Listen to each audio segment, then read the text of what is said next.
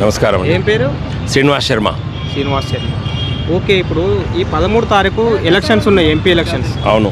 ఎట్లా ఉంది ఇక్కడ మల్కాజ్గిరిలో? ఇప్పుడు మీది మల్కాజ్గిరేనా? మల్కాజిగిరి అంటే ఎక్కడ? మేడ్చల్. ఓకే, మేడ్చల్ ఎట్లా అంటే ఉంది ఇప్పుడు మల్కాజిగిరి నియోజకవర్గం కిందికే వస్తుంది ఇది.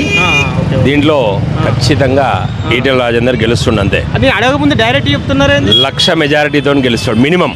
నేను అడగను కూడా అడగలేదు. మినిమం 1,00,000, ఇంకా పైనే వస్తుంది. మినిమం 1,00,000 మెజారిటీతో ఈటెల రాజేందర్ గెలుస్తాడు అంతే. అంతేనా? అంతే షూర్గా. బీఆర్ఎస్ లక్ష్మారెడ్డి, కాంగ్రెస్ నుంచి సునీతా మహేందర్ రెడ్డి డిపాజిట్లు కూడా కోల్పోతారు వాళ్ళిద్దరు. అంతేనా? అంతే. వాళ్ళిద్దరు కూడా డిపాజిట్లు కోల్పోయి ఈటెల రాజేందర్ ఖచ్చితంగా 1,00,000 పైన మెజారిటీతో గెలుస్తాడు. అంతేనా? ఖచ్చితంగా. సరే, ఇప్పుడు 17 మేమే గెలుస్తామని కాంగ్రెస్ వాళ్ళు అంటున్నారు కదా. మాటలు అది మేకపోతు గాంభీర్యం అవన్నీ. అంతేనా? అవన్నీ కూడా మాటలు, మేకపోతు గాంభీర్యం. వాళ్ళు ఇస్తాన్న పథకాలు ఏది కూడా సరిగా అమలు చేయడం లేదు కాబట్టి ఖచ్చితంగా వాళ్ళకు ఓట్లు పడవు.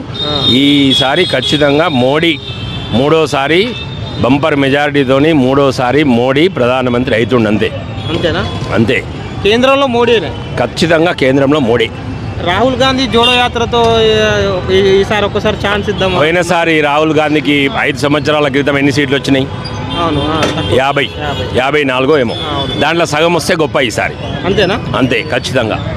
సరే, ఇప్పుడు పోటీ ఎట్లా ఉండబోతుంది? ఇప్పుడు బీఆర్ఎస్కు, కాంగ్రెస్కు, బీజేపీకి ఎవరి మధ్యలో పోటీ ఉంటుంది? ఇప్పుడు కాంగ్రెస్ బీజేపీ ఉంటుంది. కాకపోతే బీఆర్ఎస్ అయిపోయే పార్టీనే. అంతేనా? ఒక్క సీటు కూడా రాదు ఈసారి.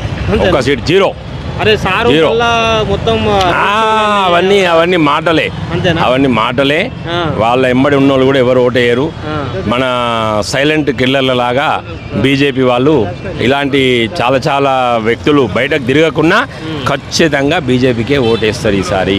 మల్కాజ్గిరిలో మాత్రం ఖచ్చితంగా ఈటెల రాజేందర్ గెలుస్తుండు అంతే. అంతేనా? ఖచ్చితంగా. జై శ్రీరామ్.